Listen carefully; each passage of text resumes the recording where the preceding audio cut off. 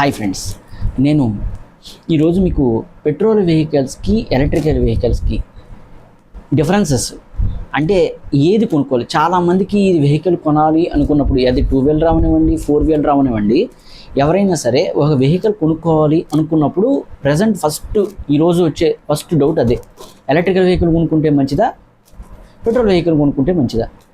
దానివల్ల ఏం చేస్తారంటే తెలియక వాళ్ళకు ఉండే అవసరాలను కానీ వాళ్ళకు ఉండే ఖర్చులను కానీ ఏంటి చూసుకోకుండా ఎవరో సంథింగ్ వాళ్ళు కొనుక్కున్నారని, లేదంటే వేరే వాళ్ళ ఫ్రెండ్స్ రిలేటివ్స్ ఎవరో కొనుక్కున్నారని చెప్పారని కొనుక్కుంటారు. అలా కాకుండా నేను ఈరోజు కొన్ని పాయింట్స్ అనేవి మీకు చెప్తాను.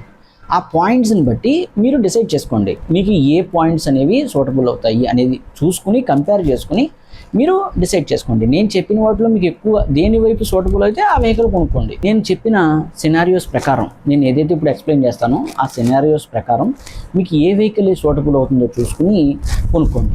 సినారియో 1. ఈ సినారియో 1లో ఫస్ట్ ఆఫ్ ఆల్ ఇన్వెస్ట్మెంట్కి మీకు పెట్రోల్ వెహికల్కి ఎలక్ట్రికల్ వెహికల్కి ఫస్ట్ మనం కొనేటప్పుడు ఇన్వెస్ట్మెంట్ అంటే మనం ఏదైతే కొంటామో డబ్బులు పెట్టి ఆ అమౌంట్ని పెట్టి ఖర్చు పెట్టి కొంటాం కదా, దట్ ఈస్ ద ఇన్వెస్ట్మెంట్.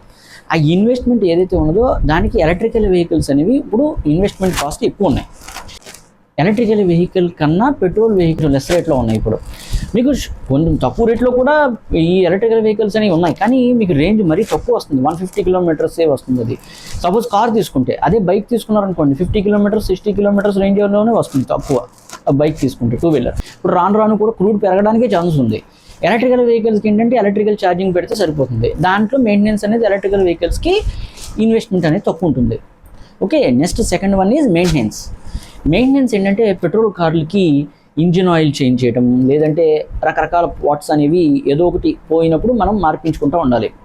కాబట్టి వీటికి మెయింటెనెన్స్ ఛార్జెస్, పెట్రోల్ వెహికల్స్కి మెయింటెనెన్స్ ఛార్జెస్ అనేవి కొంచెం ఎక్కువగా ఉంటాయి. మనకి ఎలక్ట్రికల్ వెహికల్స్లో ఇవి ఉండవు, ఎందుకంటే ఓన్లీ ఫర్ బ్యాటరీ ఒకటి ఉంటుంది. నెక్స్ట్ సినారియోలో ఎన్విరాన్మెంట్కి electrical vehicles and petrol vehicles ఎన్విరాన్మెంట్కి ఎలా యూజ్ అవుతాయి చెప్తున్నాను. ఎలక్ట్రికల్ వెహికల్స్ వల్ల ఎన్విరాన్మెంట్కి ఎటువంటి ప్రమాదం జరగదు, అంటే ఎటువంటి డేంజర్ లేదు. కానీ పెట్రోల్ వెహికల్స్ వలన కార్బన్ ఎమిషన్స్ రిలీజ్ అయ్యి నేచర్ అనేది పొల్యూట్ అవ్వడానికి ఛాన్సెస్ అయితే ఎక్కువ ఉంటాయి. Next scenario driving.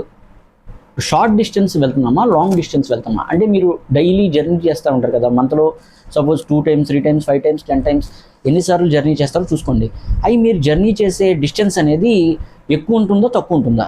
తక్కువైతే ఎలక్ట్రికల్ వెహికల్స్ అనేది బెటర్, ఎక్కువైతే పెట్రోల్ వెహికల్స్ అనేది బెటర్. ఎందుకంటే నేను ఎందుకు చెప్తున్నానంటే మీకు ఎక్కువ దూరం వెళ్ళినప్పుడు ప్రజెంట్ ఎలక్ట్రికల్ ఛార్జింగ్ స్టేషన్స్ అనేవి ఎక్కువ లేవు.